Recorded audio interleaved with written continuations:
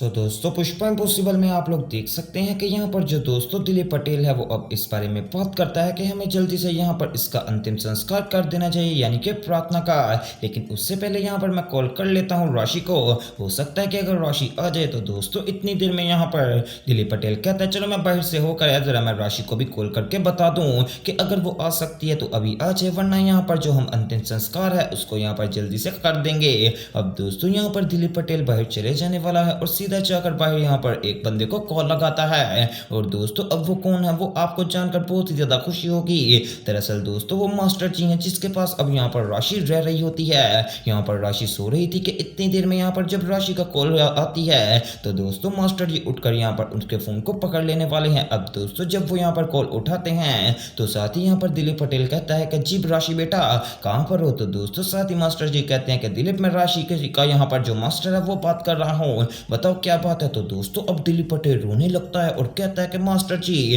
राशि कहाँ पर है। तो दोस्तों मास्टर कहते हैं कि राशि पास ही में है, वो सो रही है, आप मुझे बताइए क्या बात है। अब दोस्तों दिलीप पटेल सारी बात बता देने वाला है और बताता है कि जो यहाँ पर प्रार्थना थी ना वो अब हम में नहीं रही, यानी कि वो मर चुकी है, बेचारी का एक्सीडेंट हुआ। अब दोस्तों मास्टर जी जल्दी से आगे बढ़ते हैं और वो यहाँ पर फोन दे देने वाले हैं राशि को और कहते हैं कि ये लो राशि बेटा तुम्हारे पापा की कॉल आ रही है, पता नहीं क्या जरूरी बात करनी है। अब दोस्तों जब यहाँ पर राशि कॉल उठाती है तो वो कहती है कि जी पापा बताइए क्या कहना है। अब दोस्तों यहाँ पर जो दिलीप पटेल है वो कहता है कि यहाँ पर बेटा मैं तुम्हें बताना चाहता हूँ कि जो प्रार्थना है ना वो हम में नहीं रही। अब दोस्तों जब राशि यहाँ पर ये बात सुनती है तो वो कहती है कि पापा ये क्या हो गया, मैंने तो सुना था कि कल यहाँ पर चिराग भैया का वो जो यहाँ पर कैरम का कंपटीशन है वो था, लेकिन यहाँ पर अचानक से ये कैसे हो गया। मैं तो ये सोच रही थी कि लगता आप मुझे बताएंगे कि जो चिराग भैया है वो यहाँ पर जीत चुका है। तो दोस्तों दिलीप पटेल कहता है कि बेटा जीत का छोड़ो, अब हम यहाँ पर सब लोग हार चुके हैं, मुझे बताओ क्या तुम यहाँ पर जल्दी से पहुंच सकती हो। तो दोस्तों साथ ही राशि कहती है कि ठीक है पापा मैं मास्टर जी के साथ यहाँ पर पहुंचने की कोशिश करती हूँ। तो दोस्तों दिलीप कहता है कि ठीक है बेटा जब तुम पहुंचने लगोगी तो आने से पहले एक दफा मुझे कॉल कर लेना और बता देना कि तुम्हारा आना कंफर्म है या फिर नहीं।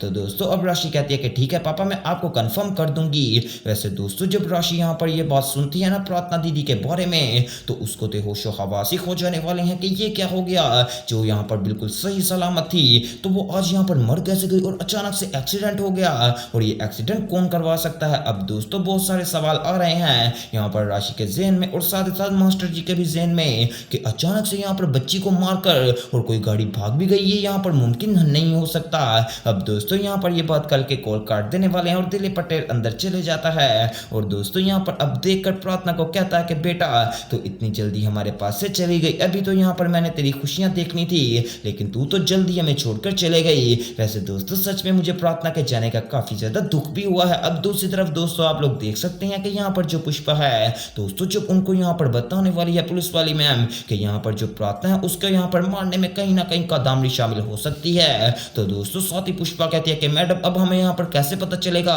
कि वो गाड़ी का नंबर कौन सा था और वो गाड़ी कौन सी थी जिसने यहाँ पर प्रार्थना को हिट किया है। तो दोस्तों मैडम बताने वाली है कि पुष्पा जी वहां से 50 गाड़ियां गुजरी थी जिसमें से एक बात कंफर्म है कि उन्हीं में से एक गाड़ी है जिसने यहाँ पर प्रार्थना को टक्कर मारी थी और वो वहां से भाग गई थी। तो दोस्तों साथ ही चिराग कहता है कि मैम प्लीज आपकी मेहरबानी है कि जल्दी से जल्दी उन गाड़ियों की इंफॉर्मेशन निकलवाइए, हम एक एक बंदे के पास जाएंगे और जब यहाँ पर हमें सही बंदे का पता चल जाएगा तो हम उसको अंतिम संस्कार तक पहुंचा कर ही रहेंगे। तो दोस्तों साथ ही यहाँ पर अब पुलिस वाली मैम कहती है कि चिराग तुम फिक्र मत करो, ये खाली तुम लोगों का लॉस नहीं हुआ बल्कि हमारे डिपार्टमेंट का भी बहुत ही बड़ा लॉस हुआ है, वो हमारी कोलीग थी और उसके यहाँ पर हक में बात करना हमारा फर्ज बनता है। अब दोस्तों यहाँ पर जो दिलीप पटेल है इतनी देर में दोस्तों यहाँ पर चिराग को कॉल कर देने वाला है और दोस्तों चिराग को कॉल करके बताते हैं कि जो यहाँ पर तितली का ऑपरेशन है ना वो उसका सक्सेसफुल हो गया है। अब दोस्तों ये बात यहाँ पर चिराग सुनकर थोड़ा सा खुश भी होता है लेकिन वो अभी अभी अपनी प्रार्थना के लिए काफी ज्यादा इमोशनल है। अब दूसरी तरफ दोस्तों यहाँ पर चोल में अंतिम संस्कार की सारी तैयारियां कर ली जाने वाली हैं। यहाँ पर दोस्तों जो यहाँ पर यानी कि सुशीला है वो जल्दी से आती है और अपनी बेटी के आगे फूल रख देती है और कहती है कि बेटा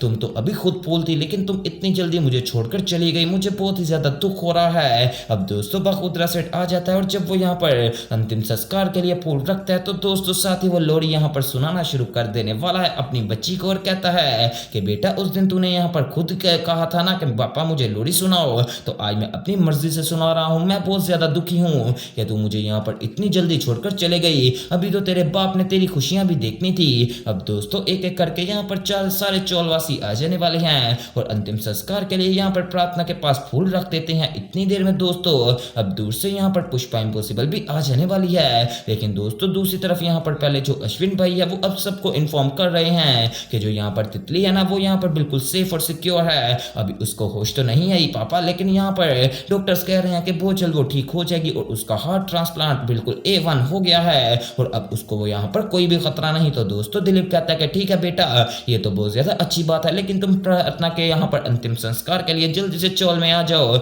जब यहाँ पर अंतिम संस्कार हो जाएगा तुम लोग वहां से चले जाना। अब दोस्तों इतनी देर में यहाँ पर पुष्पा और चिराग भी आ जाने वाले हैं। अब दोस्तों जब पुष्पा यहाँ पर अपनी बेटी को देखती है तो वो तो यहाँ पर बहुत ज्यादा रोना शुरू कर देती है और दोस्तों अब जो चिराग है उसको बखुदरा कहता है कि चल खोटे सिक्के जल्दी से आज मेरी पन्नू को यहाँ पर अंतिम संस्कार कर दे, आइंदा के बाद तो कभी इसकी शक्ल नहीं देखेगा। अब दोस्तों सबसे पहले पुष्पा आती है और पुष्पा लाकर फूल रख देने वाली है यहाँ पर प्रार्थना के कदमों की तरफ और इसके बाद दोस्तों यहाँ पर जो चिराग है वो भी आकर बैठ जाने वाला है और दोस्तों बैठकर काफी ज्यादा इमोशनल हो जाता है, जैसे यहाँ पर चिराग सच में बहुत ज्यादा मिस कर रहा हो प्रार्थना को। अब दोस्तों इतनी देर में जो पुष्पा है वो दिलीप पटेल को बताती है कि कादामनी जेल से भाग गई है। तो दिलीप कहता है कि ये क्या हो गया, ये तो यहाँ पर बिल्कुल आउट ऑफ सिलेबस बात की गई है। तो पुष्पा कहती है कि आउट ऑफ सिलेबस समझ ले या फिर जो भी समझ ले, हो सकता है कि प्रार्थना की मौत के साथ उसका कोई बहुत ही बड़ा कनेक्शन हो जिसके बारे में हमें ना पता हो। दोस्तों अब बहुत जल्द इनको यहाँ पर सारे कनेक्शन पता चल जाएंगे। लेकिन दोस्तों अब जो राशि है उसके जो यहाँ पर यानी कि मास्टर साहिब हैं वो दोस्तों दिलीप को कॉल करके कहते हैं कि मैं यहाँ पर सॉरी करता हूँ, हम लोग नहीं आ पाएंगे क्योंकि हमारे यहाँ पर जो ट्रेन है वहाँ पर एक एक्सीडेंट हो गया है जिसकी वजह से ट्रेन में जाना थोड़ा सा मुश्किल है और अगर मैं ड्राइव पर रहूंगा तो यहाँ पर मुझे काफी ज्यादा टाइम लग जाएगा। तो दोस्तों साथ ही यहाँ पर अब दिलीप पटेल कहता है कि ठीक है आप लोग ड्राइव पर आ जाइए, हम अंतिम संस्कार कर लेते हैं, जब जलाने की बारी आएगी मुझे उम्मीद है आप लोग तब तक तो पहुंच चुके होंगे। अब दोस्तों वो लोग भी आने वाले हैं। इसके बाद दोस्तों चिराग अकेला जाकर बैठ जाता है और दोस्तों अब यहाँ पर जो प्रार्थना है उसकी परछाई आकर चिराग से बातें करने लगती है और कहती है कि चिराग तूने यहाँ पर बिल्कुल भी फिक्र नहीं करनी, जैसे मुझे संभालता था अब मेरे माता पिता को भी बिल्कुल तूने वैसे ही संभालना है। अब दोस्तों दूसरी तरफ के प्रोमो में आप लोग देख सकते हैं कि यहाँ पर जो पुष्पा है उनको यहाँ पर पुलिस वाले बताते हैं कि पुष्पा जी अब हमें वो कैमरा मिल गया है जहाँ से सारी रिकॉर्डिंग मिल जाएगी। तो दोस्तों पुष्पा कहते हैं कादामनी बहुत तेज है, वो वहां से सारी रिकॉर्डिंग रिमूव करवा देगी। तो दोस्तों पुलिस वाले कहते हैं कि नहीं पुष्पा जी वो रिकॉर्डिंग मिल गई है और ये साबित हुआ है कि ये सारा जो मामला है ये कादामनी ने नहीं करवाया। अब दोस्तों अब दूसरी तरफ जो कादामनी है वो यहाँ पर जिसकी बच्ची शनाया है उसके पापा के पास कहती है पहुंचकर कि मुझे सारी सच्चाई पता है, मुझे यहाँ पर मुल्क से बाहर भिजवाओ वरना मैं तुम लोगों को जेल के अंदर करवा दूंगी। अब दोस्तों यहाँ पर कादामनी जाने वाली है मुल्क से बाहर। तो दोस्तों आने वाले मजीद एपिसोड्स देखना मिस मत कीजिएगा और इस तरह की मजीद अपडेट्स के लिए मेरे चैनल स्पाइसी एंटरटेनमेंट को सब्सक्राइब करें और वीडियो को ज़्यादा से ज़्यादा शेयर करें।